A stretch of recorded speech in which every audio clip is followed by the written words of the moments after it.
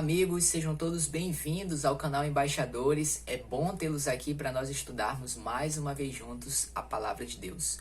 No estudo de hoje, vamos estudar a carta que Jesus enviou à igreja de Esmirna. E sem mais delongas, vamos direto aqui para o nosso material, para nós acompanharmos todos juntos a mensagem que Cristo enviou a Esmirna. Como nós falamos no nosso primeiro estudo, as 7 igrejas do Apocalipse são igrejas literais. As cartas foram enviadas literalmente a essas igrejas, as mensagens eram para elas, mas como nós falamos, Apocalipse 1:19 indica que essas mensagens também são a respeito de coisas que iriam vir, indicando que essas cartas também abarcam o povo de Deus em outros momentos da história. E como afirmamos aqui, nós entendemos que as 7 igrejas, as 7 cartas do Apocalipse, indicam 7 períodos que o povo de Deus passaria ao longo da história, desde o início da era cristã até a volta de Jesus. Tudo bem? A igreja de Éfeso, que nós estudamos no vídeo anterior, você pode acompanhar aqui nesse card e assistir, caso você não tenha assistido ainda, representou o primeiro período ali que viveu a igreja dos apóstolos até cerca do fim do primeiro século. A igreja de Esmirna, então, é o período que a igreja cristã passou a partir desse período. Vamos acompanhar, então, os detalhes aqui, as informações que Deus nos deu a respeito da igreja de Esmirna. Muito bem. A palavra Esmirna significa perfume suave. Esse termo aqui é uma referência aos sacrifícios que aconteciam lá no santuário de Deus. Os sacrifícios que eram oferecidos subiam a Deus em perfume suave. Deus já quer colocar a ideia aqui de sacrifícios em honra a Ele. Já quer trazer isso à nossa mente. Mas vamos entender por quê.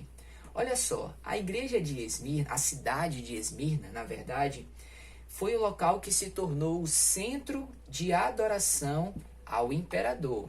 Olha só que interessante.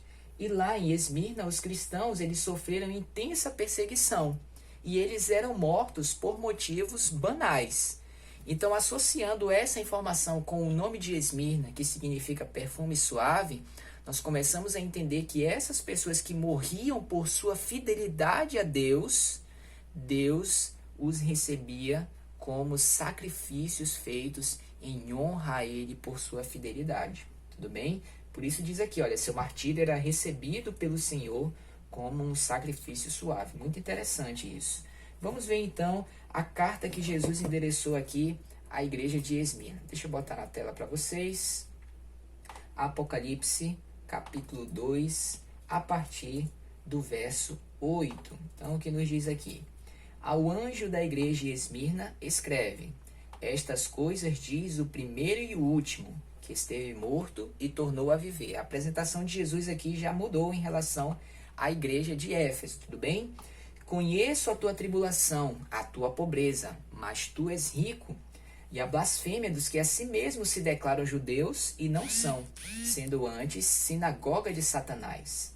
Não temas as coisas que tens de sofrer.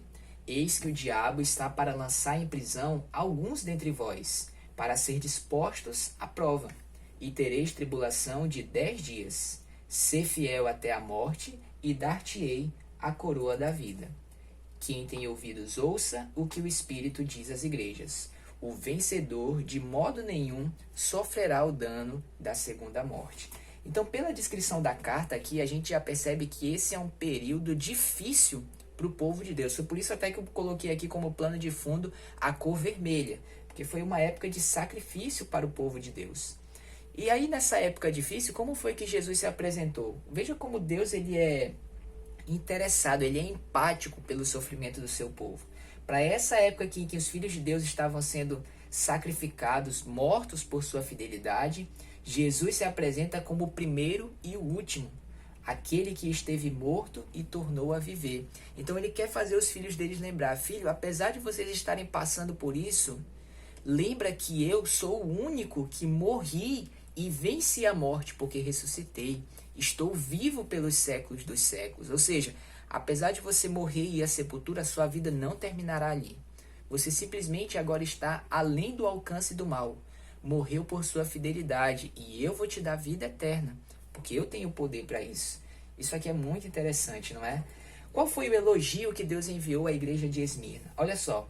Conheço a tua tribulação, a tua pobreza, mas tu és rico. Então era um tempo muito difícil, eu imagino, para o povo de Deus. Sem muitas propriedades, sem liberdade, quem sabe para comercializar, para adquirir suas riquezas, sem ter liberdade para poder andar na rua tranquilo. Muitas dificuldades. Mas Deus diz que seu povo era rico. Então eles eram pobres aos olhos do mundo, sem muitos recursos, sem bens, mas eles eram valiosos aos olhos do céu. Por quê? Porque ele tinha um caráter nobre. A riqueza da fé fazia parte dele. E aí é uma grande lição pra gente, porque muitas vezes quando a gente passa por algumas dificuldades, primeiro que muitas vezes a culpa é nossa, né? E a gente culpa a Deus por que a gente está passando por aquilo. São muitas vezes resultados de coisas que escolhemos. Mas quando somos provados por nossa fidelidade a Deus, muitas vezes nós reclamamos, não é? A passagem de Mateus capítulo 4, verso 1, fala que depois do batismo de Jesus, ele foi enviado ao deserto pelo Espírito para ser tentado por Satanás. Vamos relembrar essa passagem aqui? Bem melhor se a gente ler, não é? E aí fica mais exata a informação. Olha, a seguir foi Jesus levado pelo Espírito ao deserto para quê? Para ser tentado pelo diabo. Então veja como Deus, um amigo meu, ele usou esse termo, a escola da aflição. Deus, ele usa as dificuldades muitas vezes para forjar um caráter nobre. É a escola de Deus para nos preparar para o céu. E nós podemos vencer. Essas dificuldades vêm realmente para que nós possamos vencer. Então que período aqui foi o período da igreja de Esmirna? Lembre, teve a igreja literal, tem a aplicação para o povo de Deus em toda a história, mas também foi um segundo período que o povo de Deus passou. Então, como vem depois da igreja de Éfeso, a igreja de Esmirna ali começa por volta do ano 100 depois de Cristo e vai até o ano 313 depois de Cristo, tentando colocar uma data aqui, tá bom? Então é a igreja do segundo e terceiro século, depois que os apóstolos tinham morrido, e foi um período de intensa perseguição. Qual foi a reprovação que Deus fez à igreja de Esmirna? Olha só que interessante.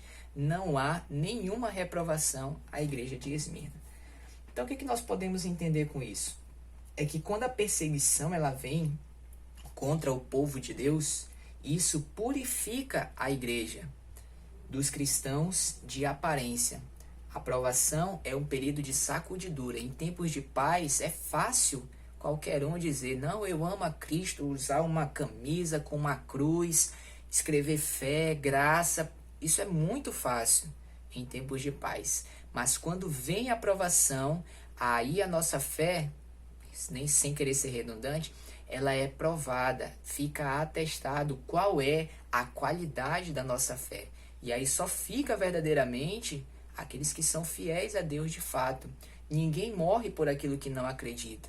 Mas se a pessoa realmente crê naquilo, ela prefere morrer ao invés de retroceder. Então, a época de provação, de perseguição, ela faz bem para a igreja de Deus. Tanto que não há reprovação à igreja de Esmirna. Ok? E aí ele fala aqui, queridos, em Apocalipse, na carta à igreja de Esmirna, que eles sofreriam uma perseguição de 10 dias. Apocalipse capítulo 2, verso 10. Então o que é esse período de perseguição de 10 dias?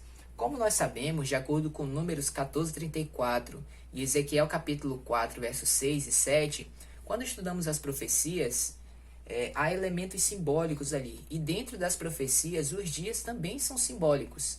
Cada um dia dentro da profecia representa um ano literal.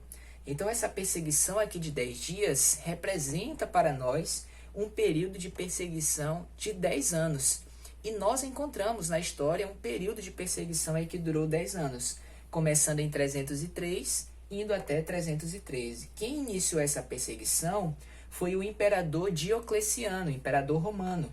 Queimou igrejas, queimou bíblias, prendeu líderes religiosos, e essa perseguição foi finalizada pelo imperador Constantino, quando ele fez o Edito de Tolerância de Milão, tornando ele cristão e tornando o cristianismo a religião oficial do Império Romano.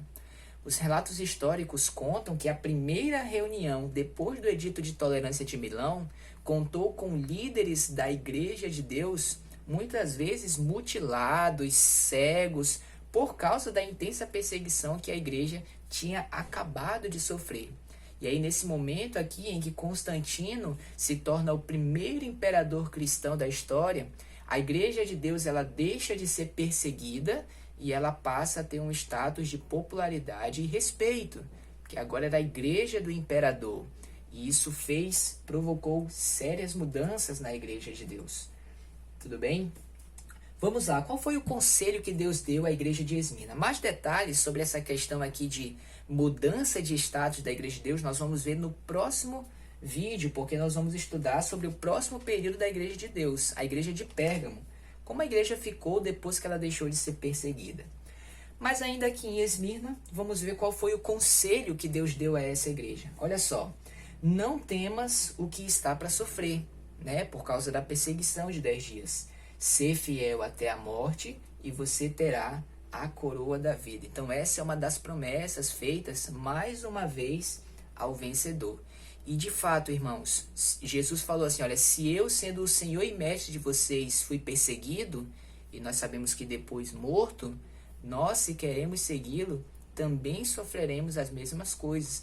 E temos que permanecer fiel, que seja uma honra para nós, se for o caso, irmos à morte, morrer assim como nosso mestre morreu, certo? Então seja fiel até a morte, é o que Cristo está falando aqui. Claro, isso parte de um relacionamento com Cristo, de alimentar a sua fé.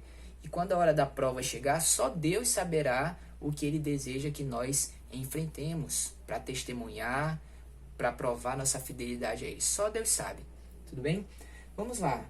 Qual foi a promessa então que Deus fez ao vencedor? Aquele que permanecesse fiel. O vencedor não sofrerá a segunda morte. Essa segunda morte aqui, aquela que levará de fato à destruição final dos perdidos. Aquele que for fiel, ainda que morra agora, não morrerá eternamente. Será como um sono, ele despertará quando o Senhor vier para buscar os seus fiéis. Então o Salvador garante que não enfrentarão nova prova. Sua coroa está garantida.